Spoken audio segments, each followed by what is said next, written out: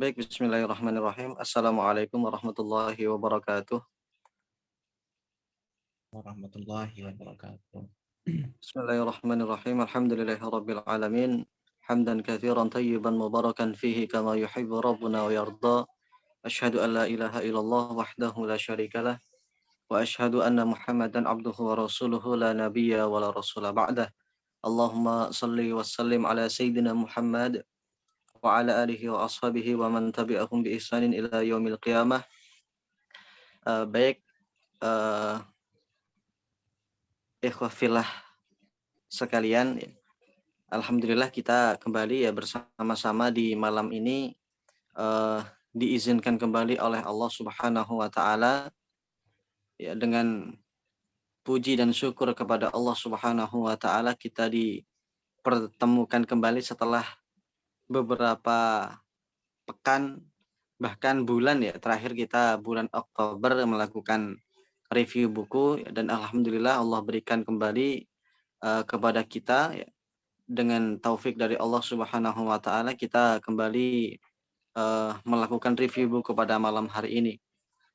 Salawat serta salam senantiasa tercurahkan kepada baginda Rasulullah Muhammad sallallahu alaihi wasallam ya, beserta kepada para sahabat beliau, kerabat beliau, keturunan beliau dan seluruh umat beliau, yang semoga kita menjadi salah satu umat yang dirindukan oleh beliau baginda sallallahu alaihi wasallam.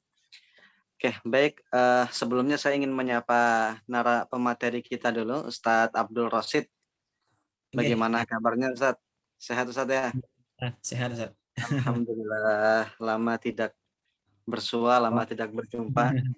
Di malam hari ini kita kembali mereview salah satu karya dari Badi'uzzaman Said Nursi yang berjudul Risalah Ikhlas dan Ukhuwah. Dan kita dipandu langsung ya oleh, saya boleh bilang Ustadz Rosid ini ya Said Nursinya Thaqofah lah paling enggak. Karena di antara di antara teman-teman yang ada ini beliau yang paling paling sering untuk menyampaikan pemikiran-pemikiran Badi'uzzaman Said Nursi ya, salah seorang mujaddid dari Turki ya. Dan di kesempatan kali ini juga beliau ingin menyampaikan kembali salah satu karya beliau ya, Badi'uzzaman Said Nursi rahimahullah, tentang risalah ikhlas dan ukhuwah. Ustadz Rosid sudah ini ya, sudah siap PPT-nya? Iya, sudah. Oke, Ini baik. sudah. Kalau begitu waktu dan tempat Ustadz Rosid kami persilahkan untuk menyampaikan materinya terlebih dahulu. Dipersilakan, Ustadz. Bisa. Siap. Ya, bersalin. Ya. Baik. Assalamualaikum warahmatullahi wabarakatuh. Waalaikumsalam warahmatullahi wabarakatuh. Alhamdulillah, salatu wassalamu ala rasulillah Sayyidina Muhammad ibn Abdillah wa ala alihi wa sahbihi wa mawala amma ba'd. Alhamdulillah, walaupun kita kemarin sebelumnya seperti yang disampaikan Ustadz Dwi sempat bertahan, tapi disinilah kita pada silaturahmi lah Ustadz lah semuanya, pada diskusi sekaligus silaturahmi. Mudah-mudahan silaturahmi kita tidak terputus gitu lah. Amin. Itu sebagai tempat diskusi dan silaturahmi. Ada Ahmad Suri Yusuf, ini mana nih Sidin? Sama Ada Daus Turitno. Iya, ada Kanda Firdaus juga, insya Allah. Ya, dari kita sudah hadir semua, hampir semua. Nah, lu ngundang di SMP belum masuk lagi, nah mungkin mereka sibukan juga. Oke. Mengenai langsung aja lah. Nah, mengenai udah buku mungkin ada yang sebagian sudah membaca mengenai buku Risalah Ukhuwah terbitan dari Risalah Nur. Pengarangnya itu adalah Badi'uzzaman Said Nursi, mungkin terinclude di dalam Risalah Nur juga sebenarnya, dari koreksi Risalah Nur kemudian dipecahkan jadi berbagai macam risalah. Badi'uzzaman sendiri yang menulis dari waktu ke waktu beliau sehingga terbentuklah Risalah Nur seperti yang tersebar seluruh dunia sekarang ini. Risalah Nur, risalah Ikhlas Ukhuwah ini juga tidak kalah pentingnya juga untuk kita baca sama-sama, artinya untuk kita pelajari sama-sama, karena di sini memuat bagaimana sih kuncinya Islam itu bersatu itu, karena beliau menampilkan, beliau itu memberikan permasalahan, penjelasan mengenai masalah yang menimpa umat Islam saat ini gitu. Saat Perang Dunia I mungkin beliau menceritakan begitu. Tapi ternyata yang akan datang itu juga terjadi hal yang sama gitu. Mengenai ini langsung aja lah bagikan mengenai ininya. Host disable lah untuk screen sharing. Sudah co-host? Belum nih, yang Mr. Kecoa. Oh, Mr. Kecoa.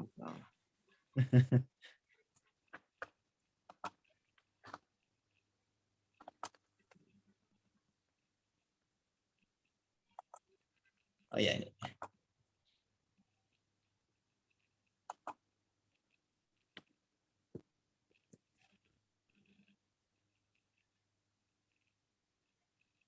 Nah, langsung lah.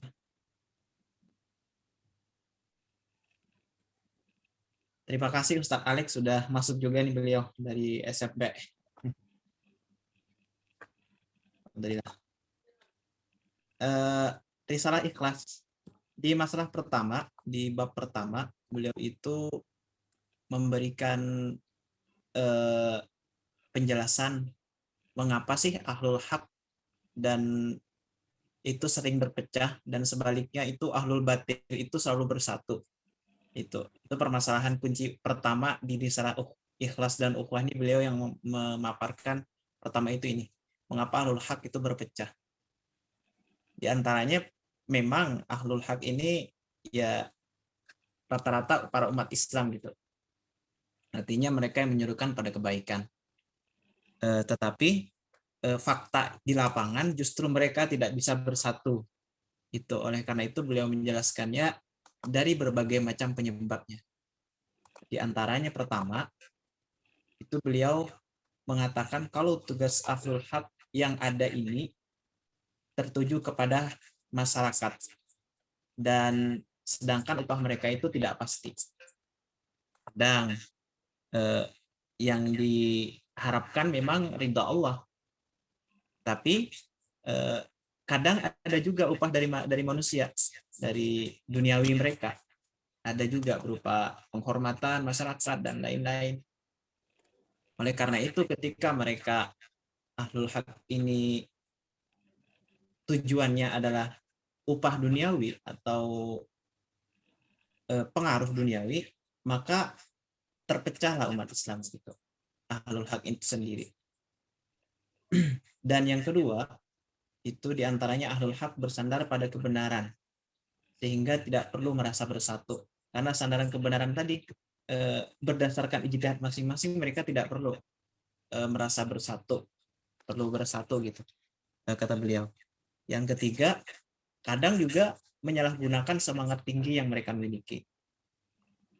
Kemudian juga ahlul haq kadang juga tidak bisa berlaku istiqomah dalam menjaga keikhlasan gitu. Juga ada beliau menyebutkan ahlul haq itu kadang berlomba-lomba ingin mendapat pengikut yang banyak, sehingga yang mereka bayangkan itu semakin banyak pengikut juga semakin banyak derajatnya di sisi Allah. Padahal kata beliau tidak perlu banyak pengikut sebenarnya, tetapi yang penting telah melaksanakan tugas itu akan mendapat nilai yang tidak terhingga di sisi Allah gitu.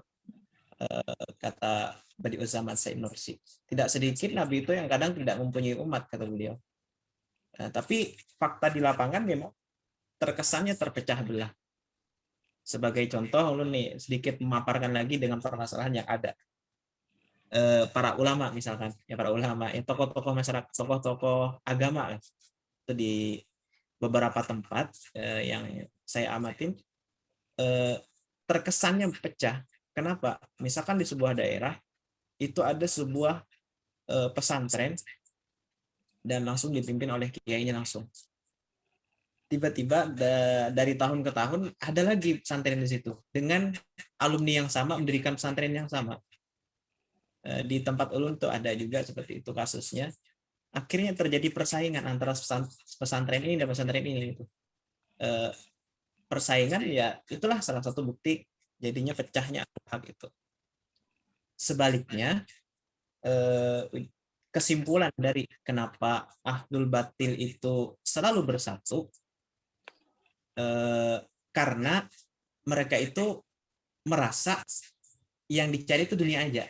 Nah, yang penting keuntungan dunia ya sudahlah, mereka saling menerima gitu.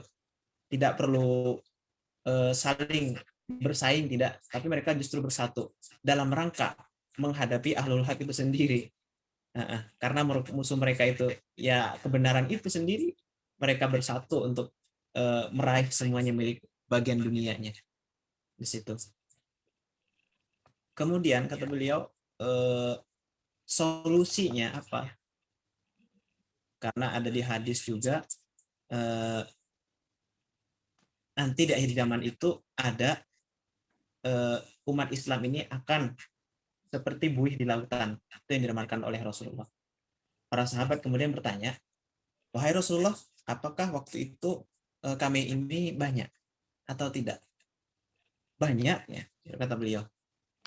Tetapi karena mereka takut mati, itu wahnan tadi, akhirnya mereka terpecah belah. Bagaikan ombak di lautan tidak punya tali pengikat, tidak punya ukhuwah persatuan, tidak ada. Mereka masing-masing itu fanatik dengan kelompoknya sendiri, fanatik dengan golongannya sendiri, dan tidak tidak menjadikan kebenaran itu sebagai tolak ukurnya, tapi pribadinya yang menjadi tolak ukurnya. Kalau pribadinya itu benar, itu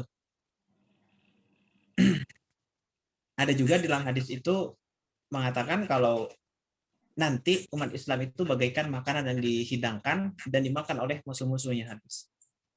Itu. Sehingga walaupun banyak terkesan jadinya ya tidak memiliki kekuatan sama sekali. Nah, solusinya apa kata beliau? Kata Badus sama Said Nursi. Yang pertama itu memihak kebenaran, bukan kepada diri sendiri. Kemudian juga yang kedua berpegang pada nilai kejujuran dan pencarian kebenaran yang ditetapkan. Kemudian meninggalkan egoisme. Dan yang ini yang mungkin lebih ujian sih, lebih senang menjadi pengikut. Dan yang terakhir menyadari amalnya sedikit, lebih ikhlas. Yang ikhlas itu lebih baik daripada amal yang banyak tapi tidak ikhlas, kadang agak keberatan bercampur ini dan lain-lain. Memihak kepada kebenaran, misalkan kita ketika diskusi atau apa, kadang ada perdiskusian bermasalah yang ada yang baru-baru kadang lah sesama umat Islam, padahal itu masalah furu'iyah dijadikan perdebatan. Itu ternyata terjadi di zaman sekarang, dijadikan perdebatan dan bukan mencari kebenaran ternyata, tetapi justru mencari tujuannya untuk menang aja, mencari dalil dan lain-lain, ditelusuri sampai dalil yang pun dikeluarkan gitu demi kebenarannya, padahal bukan yang dalam diskusi itu seharusnya mencari kebenaran, sekalipun kata beliau itu berangkat dari musuhnya, itu kata beliau. Kemudian yang susah itu lebih senang menjadi pengikut, yang susah itu lebih senang menjadi pengikut, karena semakin banyak orang pintar kadang mereka pengen jadi leadernya begitu. Oleh sebab itu kenapa di zaman Rasulullah itu umat Islam bersatu padu, Rasulullah berhasil menyatukan kaum Ausul Khazraj dan lain-lain, karena induknya satu, yaitu kepada Rasulullah, semuanya jadi pengikut. Tetapi ketika lambat laun dari zaman ke zaman berubah, akhirnya pemimpin pun hampir tidak ada. Rata-rata hendak mau muncul dari banyak leader-leader dengan perbedaan-perbedaan yang tidak mengedepankan persatuan.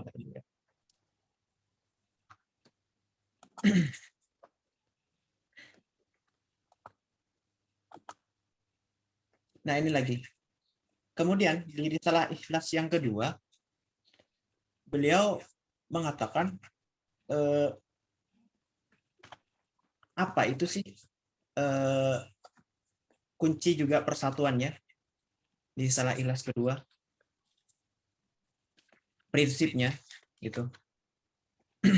Pertama, kata beliau, hanya mengharap ridha Allah. Hanya mengharap ridha Allah. Yang kedua itu tidak mudah mengkritik dan tidak mudah merasa unggul dari yang lain. Gitu. Ada dalam hadis itu disebutkan apa itu? Bukan umatku orang yang menjeru asobiah, fanatisme golongan gitu kan. Yang mati dalam keadaan asobiah mungkin bagian dari ini juga. Kemudian ada juga kekuatan terletak pada kebenaran, itu prinsipnya. Dan prinsipnya juga berbangga dengan keistimewaan saudara yang lain. Itu prinsip menurut Badi'uzzaman Syekh Nursi yang bisa menyatukan ukhuwah kita. Hanya mengharap ridha Allah, jelas. Wa ma umiru illa liya'budullah mukhlishina lahuddin. Kemudian juga tidak mudah mengkritik. Artinya ketika ada sesuatu yang permasalahan baru, dicari solusinya bukan mengkritiknya gitu. Dan tidak mudah merasa unggul dari yang lain. Oh iya, kelompok saya lebih unggul, lebih ini. Itu yang membuat kata beliau mudah terpecah, terkelompok-kelompok.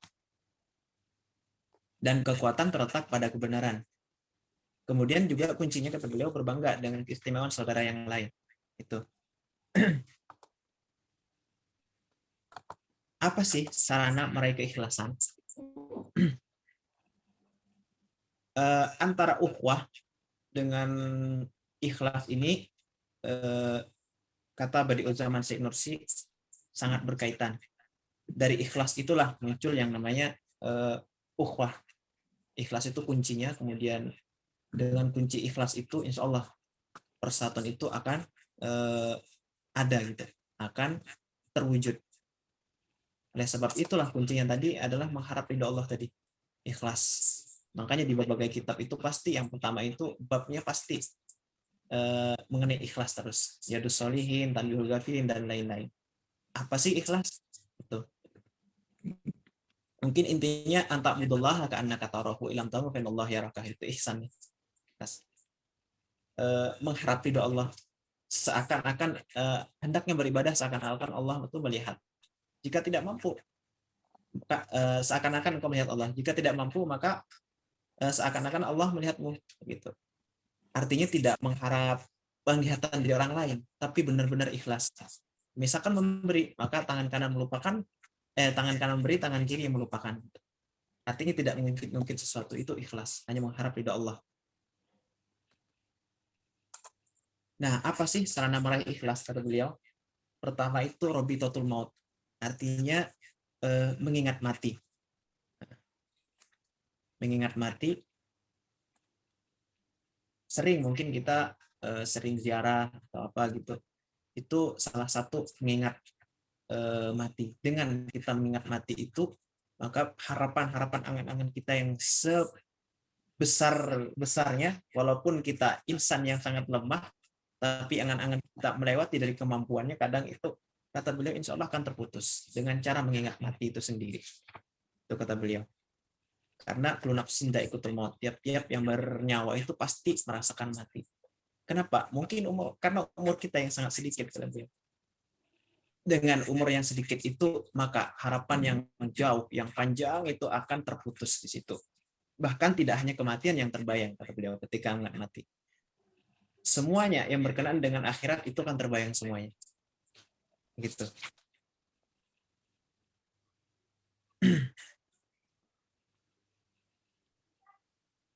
ujar Rasulullah apa? Aksiru dzikri hadhimil ladzat. Perbanyak mengingat satu yang memotong kenikmatannya itu kematian. Nah, dengan mengingat mati, apa saja mimpi kita mungkin itu akan terpotong. Akan tidak anu lagi. Jadi harapan-harapan, keinginan meraih sesuatu menjadi yang tadi yang sebelumnya dibahas itu meraih kemuliaan dan lain-lain akan terputus dengan cara mengingat maut ini. Kemudian yang kedua kata beliau adalah tafakkur imani. Tafakkur imani ini berpikir bahwa sang pencipta itu hadir terus melihatnya. Itu.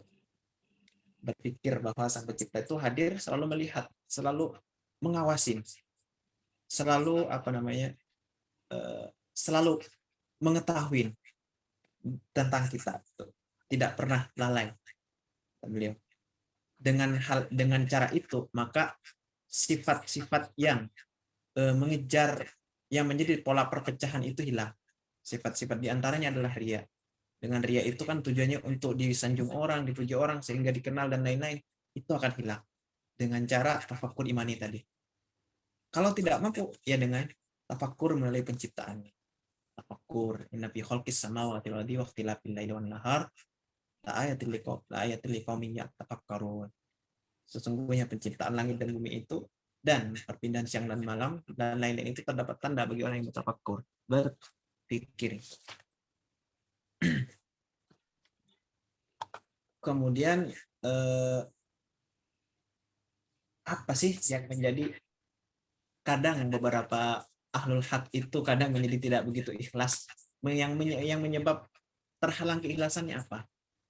Ya mungkin ada sesuatu ahlul haq itu ketika mereka menjalankan tugasnya itu ada hadiah atau apa, mungkin berupa penghormatan atau apa dari masyarakat. Itu ketika mereka tertuju ke materi, maka dengan itu mereka akan menimbulkan persaingan.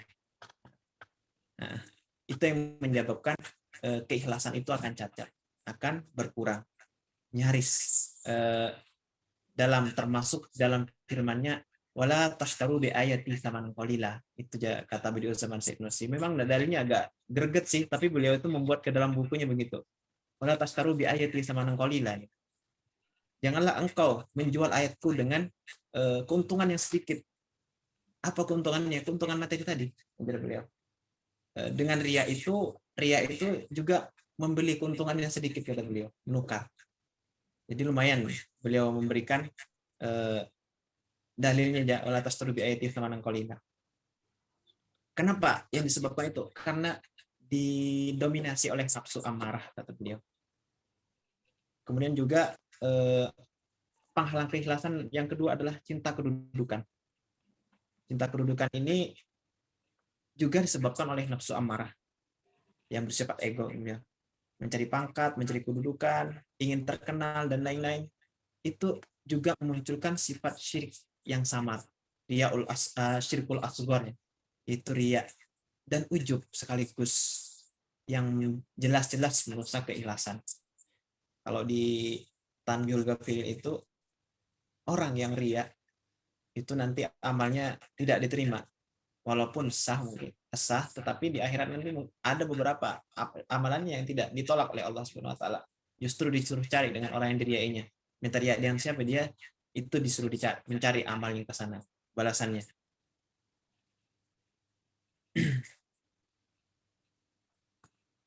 Kemudian yang ketiga yang menghalangi keikhlasan itu takut dan tamak.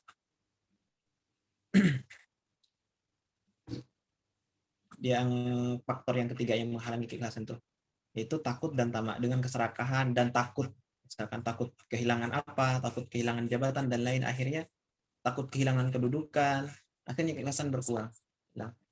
Dan tamak, menginginkan sesuatu berlebih dan lain-lain. Nah,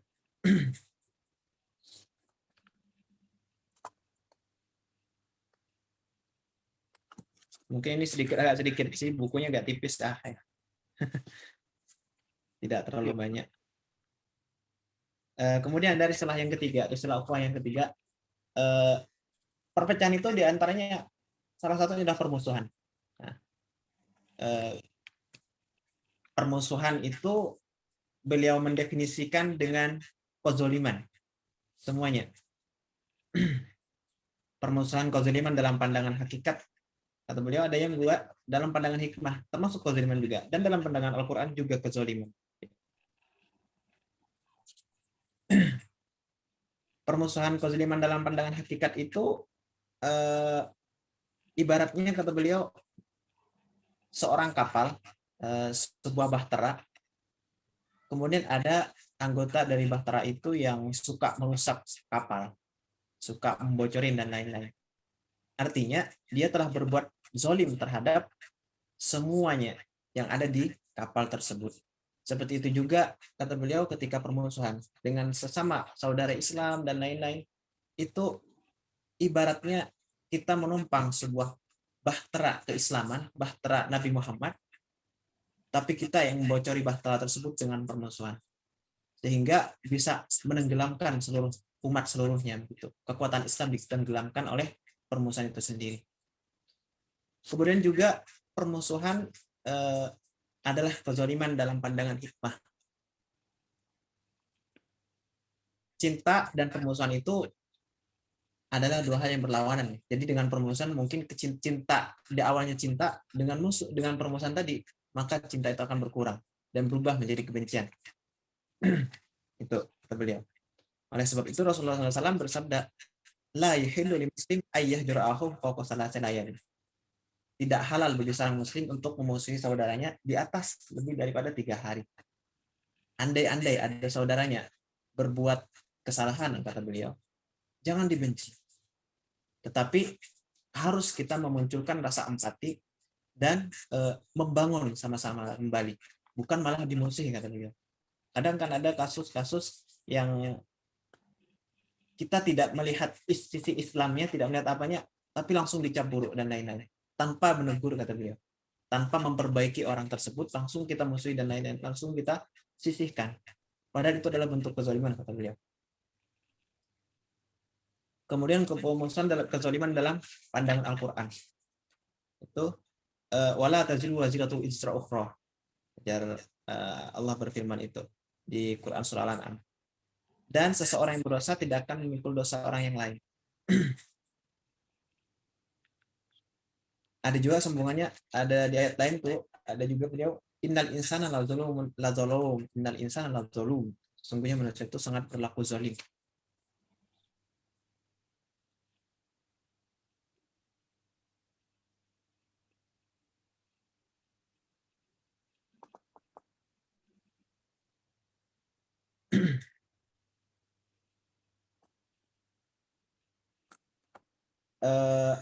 Dalam pandangan Al-Quran ini, permusuhan itu sangat bertentangan dengan kebenaran. Artinya sangat dilarang oleh Al-Quran.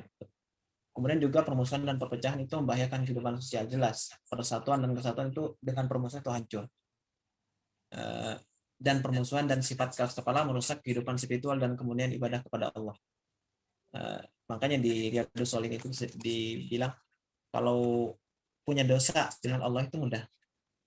Syaratnya tobatnya ada 3. Pertama itu minta ampun kepada Allah, kemudian menyesali perbuatannya, dan berjanji bersengaja atau meniatkan untuk tidak mengulangi perbuatan itu lagi. Itu 3. Tapi ketika berurusan dengan manusia, itu 4 tobatnya. Yang tadi sudah, yang ketiga minta, yang keempat minta relanya dengan orangnya. Andaikan mengambil sesuatu, dikembalikan. Andaikan menyakiti dia, minta maaf. Andaikan merusak harga diri dia maksudnya memfitnah dan lain-lain, mungkin harus diperbaiki. Itu di Riyadhus Shalihin. Jadi yang terberat itu dengan manusia. Oleh sebab itu permusuhan dan sifat keras kepala itu merusak kehidupan spiritual, jelas. Ketika hubungan manusia tidak baik, bisa jadi itu menjadi penghalang atau hijab dia berbuat baik, melakukan kebaikan ke yang lain atau dalam ibadahnya. Kemudian ibadahnya menjadi terhalang. Kemudian juga ini yang terakhir mungkin, prinsip persaudaraan. Itu prinsipnya diantaranya pertama, kata beliau, engkau tidak berhak mengatakan bahwa kebenaran hanya pada manhajnya. Artinya bahwa manhaj saya aja yang benar. Justru prinsip persaudaraan itu kita harus mencari kesamaan. Selama itu dalam lingkup tidak ada perbedaan dalam usul. Artinya dalam lingkup furu'iyah. Nah, masalah yang terjadi zaman-zaman ini kadang kita menonjolkan suatu furu'nya. Nah, artinya tidak melihat segi kesamaan prinsipnya. Tidak bersifat pluralis golongan lah istilahnya. Tetapi masing-masing fanatik dengan manhajnya sendiri gitu. Itu yang merusak persaudaraan Islam. Karena innamal mu'minuna ikhwah. Karena seorang muslim itu bersaudara. Andaikan ada perbedaan, kata beliau, cari yang sama. Itu mengenai perbedaan salaf dengan Sunni. Mungkin kalau kita lihat di YouTube di kasus sekarang mungkin agak fanatik dengan punya kita sendiri. Tapi ketika kita sama-sama mantabayun dan lain-lain, maka kita akan menemukan banyak kesamaan. Tapi faktanya saling menjotos satu sama lain. Itu yang menyebabkan tidak bersatunya. Kemudian engkau harus mengatakan yang benar. Katakan sejujurnya gitu. Jangan menyembunyikan sesuatu. Katakan sejujurnya. Harus menilai itu secara objektif, bukan untuk menilai dalam lingkup sendiri gitu. Lu pernah mendapati kitab Al-Jawahirul Kalam ya. Jadi kasusnya di mana itu di YouTube belum perhatikan, itu kan ada apalah perdebatan lah istilahnya antara Salafi dengan kita. Kemudian dituduhlah si Salafi Mujassimah dan lain-lain. Kemudian kita tanya-tanya dengan orang yang pernah belajar di Universitas Salafi, ternyata tidak. Dan menemukan juga berbagai kitab pendapat yang paling seanu itu adalah ini dan ini. Ternyata ada kesamaan, artinya tidak sesat gitu. Tapi sumber lain mengatakan di YouTube, di media dan lain-lain, kadang saling menyalahkan, saling menyesatkan. Maka prinsip-prinsip yang saling menyalahkan, menyesatkan itu harus dijauhi. Tapi dicarilah kesamaannya. Kemudian kata beliau untuk menjaga persaudaraan itu, prinsip yang ketiga adalah musuhilah rasa permusuhan itu sendiri. Nah, jadi rasa untuk musuh itu musuhi, dijauhi gitu. Dan memusuhi saudara seiman itu prinsipnya adalah merupakan bentuk kezaliman. Jadi kalau kita mengikrarkan atau meyakinkan kalau memusuhi saudara seiman itu adalah bentuk kezaliman, insya Allah kita tidak akan melakukan permusuhan, saling memisahkan diri, tidak, tetapi justru kita bersatu gitu. Itu kuncinya. Oleh sebab itu Islam ini mungkin yang akan datang mudah-mudahan gitu, ada persatuan dan kesatuan, sehingga tidak seperti yang seperti buih di lautan gitu, seperti yang diramalkan oleh Rasulullah. Umat Islam itu akan seperti buih di lautan, walaupun dia banyak tapi dia takut mati, artinya benci, tidak cinta dunia gitu, karena cinta dunia sehingga perpecahan tadi. Dengan cinta dunia itu dia menginginkan derajat yang ini yang tinggi, menginginkan keuntungan duniawi gitu. Akhirnya mereka terpecah-pecah dibandingkan dengan yang kejahatan itu sendiri, ahlul batil sendiri. Kadang ahlul batil itu mereka bersatu. Mengapa bersatu? Karena ada persamaan, sama-sama batil gitu. Dengan sama-sama batil, berangkat dari keikhlasannya, walaupun ikhlasnya itu batil, kata Sayyid Nursi, tetap dia akan mendapatkan kekuatan dari keikhlasannya itu. Saling bekerja sama walaupun batil dari keikhlasan itu, saling meridhoi sesamanya, maka dia akan membentuk kekuatan. Andai umat Islam itu seperti itu, saling meridhoi dan lain-lain, insya Allah kuat itu. Nah, itu yang menyebabkan Turki itu juga runtuh. Di antaranya terpecahnya Turki waktu itu menjadi berbagai macam provinsi dengan mau dimotori oleh tentara NATO dan Inggris waktu itu, akhirnya terpecah menjadi negara-negara Arab dan lain-lain. Itu karena mereka menginginkan kekuasaan juga, menginginkan kepemimpinan. Andaikan mereka itu menyerahkan kekuasaan kepada Turki waktu itu, mungkin dia bersatu. Mungkin begitu. Seperti itu mungkin untuk mengenai sejarah Turki, Mas Ustadz siapa ini tadi? Firdaus Guritno lebih tahu. Astagfirullah, nah hamba doif, antum lebih alam lah, insyaallah. Nah itu, mungkin itu aja yang bisa ulun review malam hari ini. Mudah-mudahan menjadi menjadi masukan lah, menjadi pembelajaran buat kita semuanya. Ini lagi yang kata tambahan mungkin nih, rasa persaudaraan di paling belakang akhir, ternyata belum tebak rasa persaudaraan. saudara seiman, saudara semuslim itu mungkin seyogianya meninggalkan fanatisme golongan, meninggalkan ini. Kenapa? Karena Rasulullah sendiri dulu itu sangat menjauhi yang namanya fanatisme golongan. Bahkan ada beliau tidak mengakui kalau misalkan ada umatnya fanatisme golongan gitu. Karena Rasulullah sendiri ketika hijrah ke Madinah, beliau justru malah mensatukan Muhajirin dan Ansor. Kemudian menyatukan kaum Aus dan Khazraj ketika perang. Mereka perang terus-menerus, akhirnya disatukan, dikeluargakan. Andai-andai umat Islam itu seperti itu, insya Allah bersatu, tidak ada yang namanya pecah-pecah. Tetapi yang ada sekarang ini dihinggapi penyakit yang seperti itu, maka apa boleh buat gitu. Ya mudah-mudahan ke depannya Islam ini akan lebih bersatu dan kuat kembali seperti sedia kala gitu. Itu saja yang bisa ulun sampaikan. Kurang lebihnya dan maaf, ulun kembalikan ke moderator. Assalamualaikum warahmatullahi wabarakatuh. Waalaikumsalam warahmatullahi wabarakatuh. Baik, jazakallah khair untuk Ustadz Abdul Rasid yang sudah menyampaikan hasil reviewan dari beliau ya tentang buku Risalah Ikhlas dan Ukhuwah dari Badi'uzzaman Said Nursi.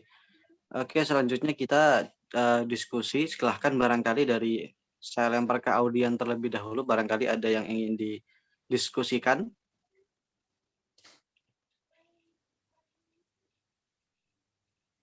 Maulidi, Ustadz Maulidi. Ustadz Maulidi.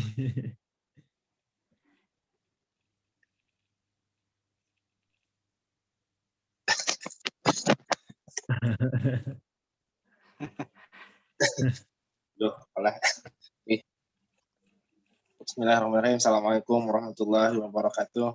Waalaikumsalam warahmatullahi wabarakatuh. Mungkin ulun bukan kada menambahkan juga dan mungkin kada bertanya juga, mungkin ingin melemparkan sebuah bola panas gitu. Sebuah pertanyaan yang mungkin bisa kita sama-sama jawab nih. Mungkin ya kita diskusikan sama-sama lah. Tentang ukhuwah setelah masing-masing golongan kayak gitu, Ustaz. Kira-kira memang apakah memungkinkan terpecah belah antar banyak golongan ini untuk dihindari, atau mungkin memang pasti akan dialami, karena memang semakin kesini kan semakin semakin terlihat nih pengkotak-kotakannya. Mungkin ada golongan A, golongan B, organisasi A, organisasi B, yang banyak sekali. Mungkin pasti ada perbedaan di sana, baik itu dari segi pandangan dan dari segi berbagai macam hal lainnya gitu, Ustaz. Dan apalagi iklim kita ini, iklim berkehidupan kita, bermasyarakat kita sekarang ini itu sangat mudah sekali kayak gitu, Ustaz, dipancing. Hanya dengan sedikit pancingan saja berbeda kelompok itu akan sangat mudah berseteru gitu. Bukan hanya sekedar kelompok agama, mungkin malah kelompok-kelompok yang bukan terkhusus kelompok agama gitu, saat mudah sekali diadu domba. Nah, kira-kira apakah memang pasti terjadi kayak gitu, saat akan menghadapi perbedaan-perbedaan kelompok ini, kalau menurut pandangan Pian? Nah, ini Lun masuklah. Kalau Lun pandang Lun, mungkin yang lain bisa menambahkan nanti. Seperti yang disabdakan Rasulullah tadi sendiri kan, yang di hadis itu memang akan terpecah jadi 73 golongan. Ya masing-masing mendeklarasikan sih istilahnya bernama Sunni ya, Ahlus Sunnah wal Jamaah semuanya. Itu. Tapi kan istilahnya selama dalam Islam itu ada persamaan dalam istilah usul, artinya tidak furu'iyah, maka itu saudara, bersama seiman gitu kan. Biasanya dalam kitab-kitab tauhid itu ada mana ya golongan yang memang bukan masuk kategori Islam, yaitu dalam istilah usul, tapi kenyataan di lapangan memang terjadi yang sama usul ini kadang juga yang sama pokok ini kadang yang dibuat permasalahan yang cabang-cabangnya aja, furu'iyah semua. Kenapa itu terjadi? Karena ketidakjujurannya kadang. Karena ketidakjujurannya ada sebuah tokoh antara tokoh A dan B itu kemarin di videonya, perhatikan dari awal sampai akhir, sama-sama nih diskusi, sama-sama diskusi dalam rangka mencari kebenaran. Setelah nggak dapat lagi dalil, dia bilang, ya ngapain, gimana lagi, karena sudah tradisi nggak bisa lagi kan. Nah, akhirnya ketemu jawabannya. Takut tradisi hilang. Itu artinya kejujuran itu kadang disembunyikan kadang oleh beberapa oknum, sehingga mereka menyebabkan gitu persaudaraan itu menjadi berkurang dan terkotak-kotak, Islam itu jadi golong-golongan dan lain-lain gitu. Dan kunci perpecahan itulah kunci Islam itu lemah, dan itu yang jelas terjadi sekarang ini.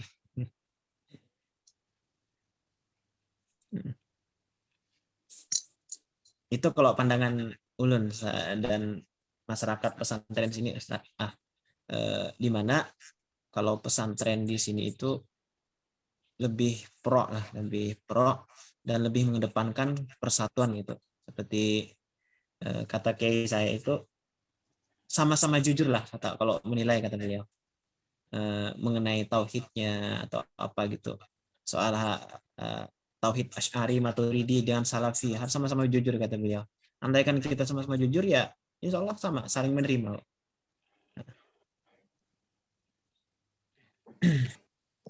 Baik, ada tambahan lagi Ustaz?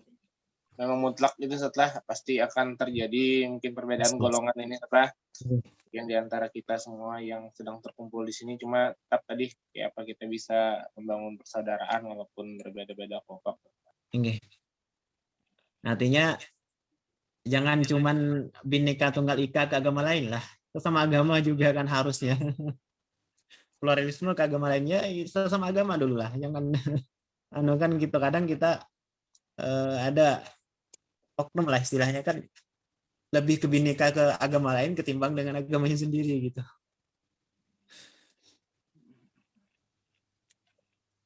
Oke, dari yang lain barangkali ada yang ingin didiskusikan lagi?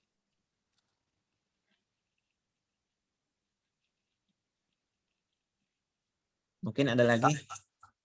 Ustadz Adi nih ada. Wahyu. Assalamualaikum. Waalaikumsalam. Izin masuk. Siap. Tafadhal. Kawan ini enggak tipkan ini ya. Siap. Nah.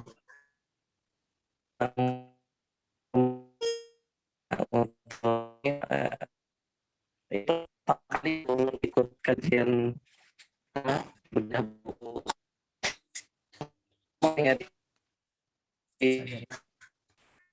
bagus ya, Masya Allah ya. Jadi apa rasa ikut apa kuliah lagi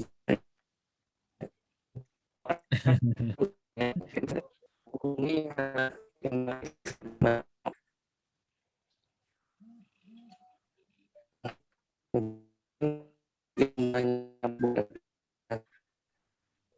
persaudaraan, memang secara luasnya itu kan kalau persempit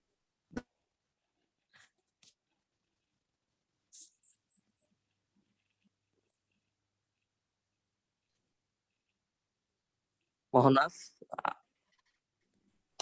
ya, ada putus nih. Lanjut ya. Bujur. Nah, mungkin Islamnya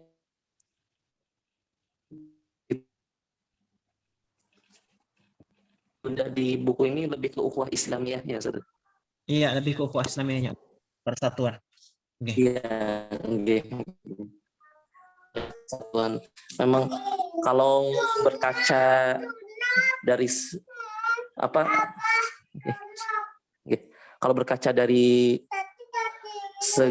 dari hal yang lebih dekat dengan kita, ukhuwah watoniyah yang kita bisa bersatu karena ada satu tujuan yang urgent mungkin ya. Iya. Yang urgent, yang yaitu di mana adalah kemerdekaan itu di atas segalanya. daripada perbedaan yang ada dari suku-suku bangsa. Mungkin tadi pertanyaan yang diutarakan Ustadz Maulidi pun itu ya betul, bahwasanya keniscayaan kita terpecah itu pasti niscaya terpecah. Walaupun mungkin akhirnya nanti akan bersatu, ada satu tujuan yang besar yang akan mempersatukan kita dengan dipimpin oleh seseorang yang dijanjikan oleh Allah Subhanahu wa taala ya. Dan memang itu tidak mungkin simsalabim karena di situ ada syariat ya.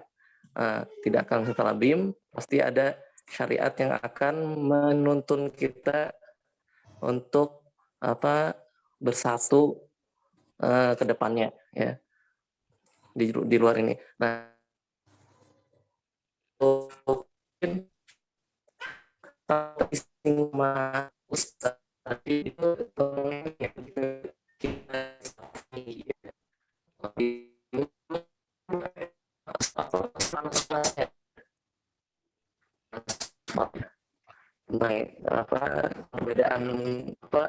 perbedaan dari segi furu, bahkan dari segi akidah ya, itu dibahas di mana, dan ini kadang selalu membakar ya.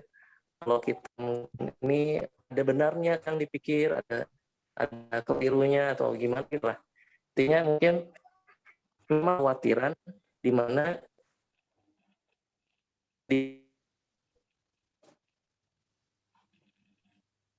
bagaimana sepak terjang dulu, kenapa Salafi Wahabi bisa dulu di kerajaan Arab itu ya, kenapa bisa menguasai kerajaan Arab, dan bagaimana ini ada kekhawatiran seperti itu juga terjadi di Indonesia. Wallahu alam bisawab.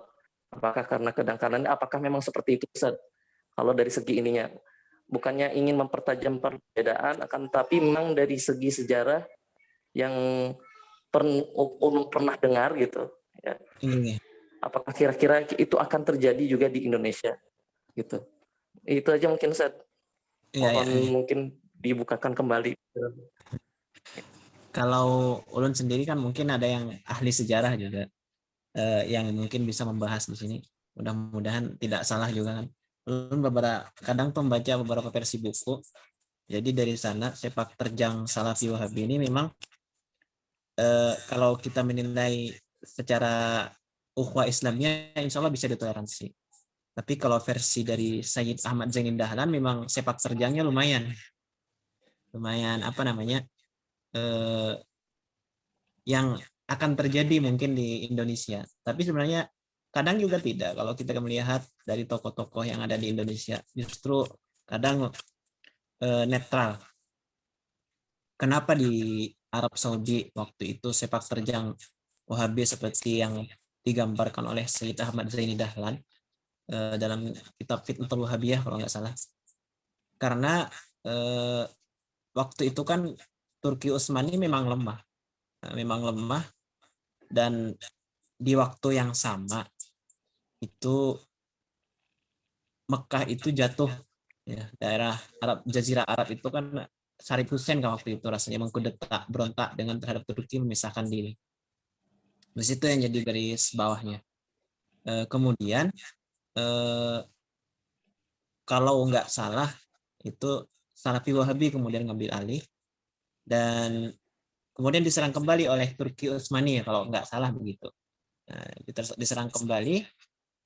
Yang namanya politik, yang namanya perebutan kekuasaan sudah pasti terjadi perang gitu kan. Walaupun di lingkup Masjidil Haram dan lain-lain gitu. Wallahu a'lam, tapi yang pasti yang sekarang ini yang berkuasa itu siapapun orangnya, artinya tetap masyarakat di Jazirah Arab dan lain-lain harus taat terhadap pimpinannya begitu. Siapapun yang menjadi dominan begitu. Insya Allah kalau di Indonesia insya Allah tidak akan terjadi dengan hal yang dikhawatirkan seperti itu.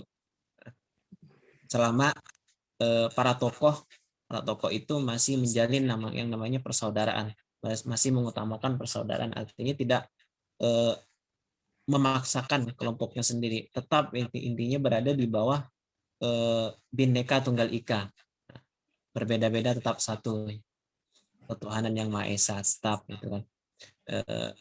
tidak memaksa ke kiri juga tidak memaksa ke kanan gitu. Nah, mudah-mudahan tidak ada hal yang seperti itu. Itu aja mungkin ada yang lain menambahkan.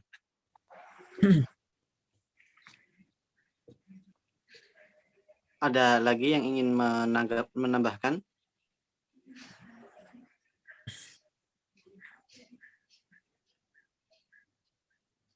Muhammad Ustadz Maulidi Ahya. Ustadz Di absen Firdaus. satu-satu oleh beliau. Ustadz Wahyu.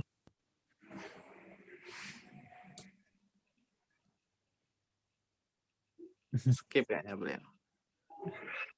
Kalau tidak ada, Lun, ada sedikit ingin ya barangkali ada yang bisa dijawab sedikit barangkali nanti.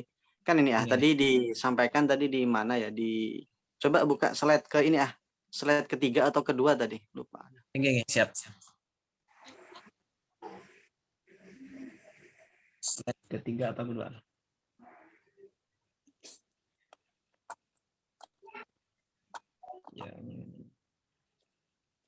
Yang keberapa nih ya? Yang kedua kan? Yang ketiga. Yang kedua tadi, yang kedua. Yang kedua.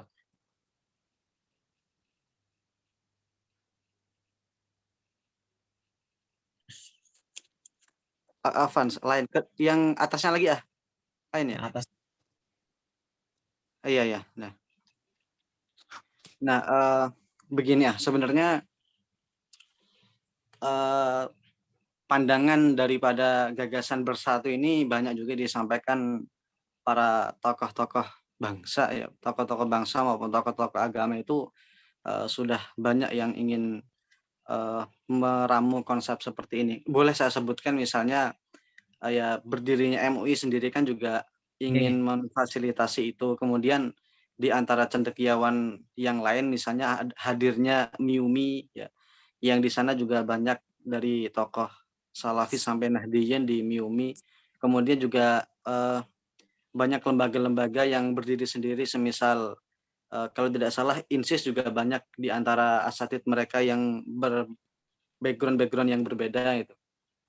Nah, sebenarnya banyak dari tokoh-tokoh bangsa, tokoh-tokoh agama yang juga menyerukan tentang persatuan lah, menyerukan tentang persatuan. Nah, tetapi begini terkadang ada beberapa di antara sebagian orang gitu ya, yang mereka itu istilahnya begini, kita mau bersatu itu kita mau, cuma versi saya gitu.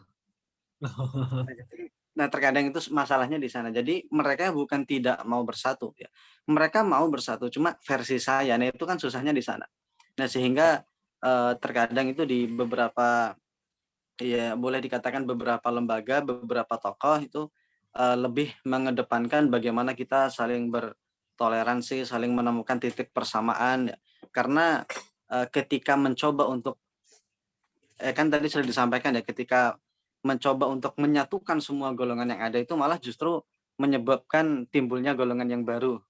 Ketika kita mencoba mengumpulkan semua golongan yang ada, ketika mencoba ya di kolaborasi lah, khawatirnya malah memunculkan golongan yang baru. Nah, sehingga banyak dari lembaga, dari tokoh-tokoh agama itu yang ya justru ke ukhuwahnya lebih, ya intinya selama perbedaan itu bisa sama-sama merekatkan kita, bukan perkara yang usuliyah, ya dah di situ kita saling bersatu padunya itu di sana.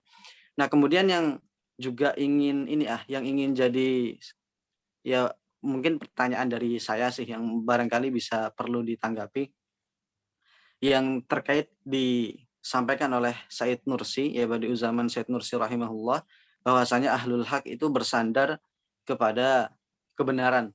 Nah, terkait yang tadi bahwasanya terkadang itu masing-masing di antara mereka saling menganggap ya mereka ini berada di atas jalan kebenaran gitu. Semuanya kan menganggap begitu gitu. Nah, itu. Nah, sehingga wajar ketika ditawarkan persatuan, oke kita mau tapi ikut saya. Nah, kalau dari Said Nursi sendiri Ustadz, apakah dari beliau itu ada boleh saya bilang itu yang menyampaikan tentang kebenaran sendiri itu seperti apa yang sehingga membuat ahlul haq itu harus bersandar kepada kebenaran gitu. apakah kebenaran yang dimaksud juga masih secara ijmali, ya secara global, atau beliau memiliki ciri-ciri atau rinci-rincian yang lebih khusus beliau perjelas begitu Ya, Pak. Kalau di bukunya sendiri itu beliau tidak menyampaikan ciri-cirinya, tidak menyampaikan apa namanya pada ciri-cirinya. Cuman beliau itu memberikan obatnya aja. Obatnya.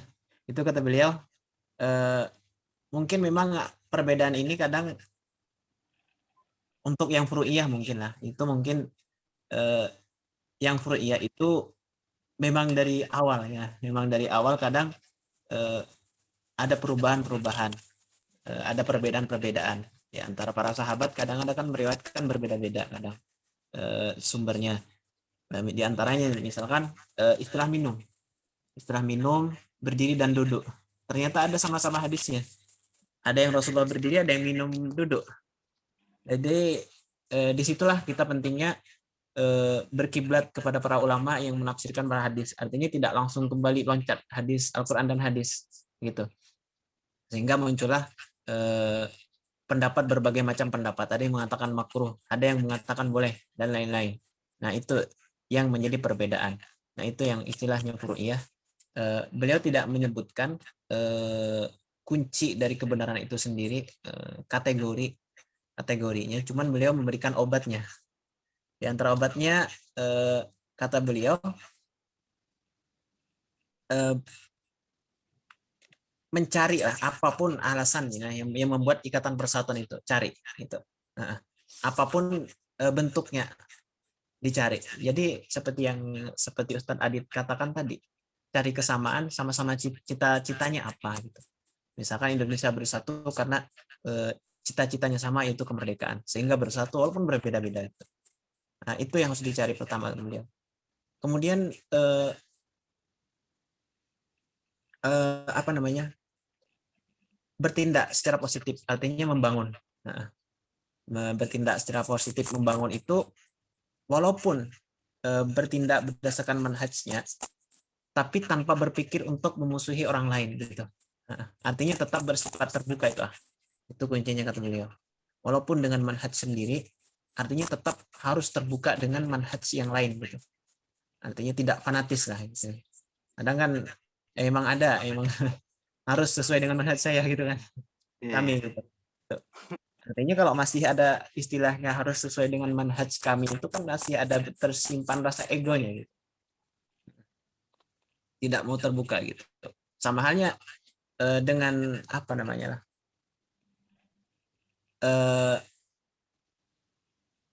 Kitab Ihya Ulumuddin itu kan yang ada yang mengatakan apa namanya?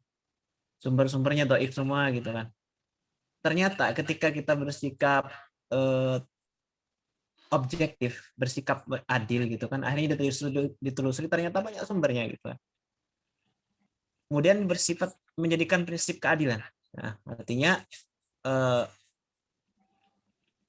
tidak apa namanya lah, ya patokannya tidak ke manhaj sendiri gitu, tetap adil, menilai semua pendapat itu tetap adil.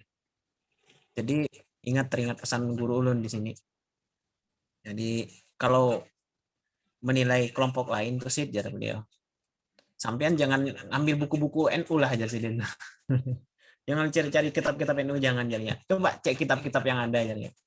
Sampai akan ketemu nilainya apa di situ ya. Jangan cari yang di sini, jelas kalau mencari versi kitanya tetap sesat kan ya. Jadi beliau coba sedikit cari ke kitab yang mereka punya gitu. Bener enggak gitu.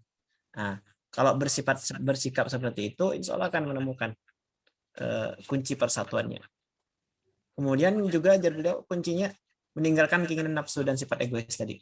Tinggalkan aja ya. Dan meninggalkan perasaan yang menimbulkan kedengkian.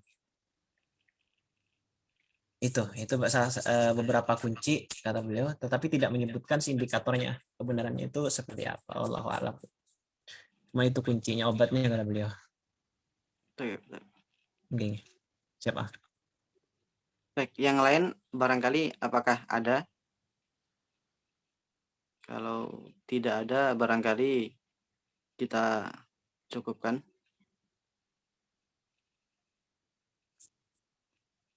Tidak ada. Oke, bagaimana Ustadz Rashid? Kita cukupkan? Insya Allah Nampaknya cukup. nampaknya beliau juga sudah mulai Ngantuk. ngobrol terus dari tadi. Tapi begitulah yang namanya saling ini ya, saling berdiskusi, saling berkomunikasi. Terlebih ini juga menjadi wadah tempat kita untuk ini bersilaturahim. Oke, baik, kalau tidak cukup ya Ustaz Rosid, ada closing statement atau ini barangkali dulu. Closing statementnya ya bersatu aja. Gitu. Siap. Mudah-mudahan ini sebagai wadah kita persatuan dari berbagai macam Sakofah tadi ini menjadi sarana lah silaturahmi walaupun via online gitu. Dengan kegiatan bedah buku entah siapapun kita dalam keadaan silaturahmi gitu. Dari sinilah kunci bagi ulun nih silaturahmi walaupun lawas kadang bertemu, jadi di Zoom nih kita sebagai silaturahmi sarananya. Insyaallah. Siap Ustaz, siap. Siap. Oke, baik. Cukup Ustaz ya. Oke, siap Ustaz. Oke, baik, saya ucapkan terima kasih dan jazakumullahu khairan kepada ya terkhususnya narasumber dan rekan-rekan sekalian yang sudah berhadir ya. Sebagaimana tadi yang disampaikan oleh narasumber kita ya, bahwasanya ini semoga menjadi wadah ukhuwah kita, menjadi wadah silaturahim dan diskusi kita, dan ya kita berharap kita dapat ya menemukan obat-obat di dalam diri kita lah, yang menemukan obat sehingga kita dapat melakukan muhasabah ya, sehingga kita bisa saling bersatu ya, saling bertafakur bersama, saling beristifadah bersama ya. Ya sehingga kita berharap kepada Allah Subhanahu wa taala mudahan kita berkumpul sampai di jannahnya lah. Nah, begitu sajalah ya. Kita tutup dengan doa kafaratul majelis. Subhanakallahumma wa bihamdika asyhadu an la ilaha illa anta astaghfiruka wa atubu ilaik. Wassalamualaikum warahmatullahi wabarakatuh. Waalaikumsalam warahmatullahi wabarakatuh.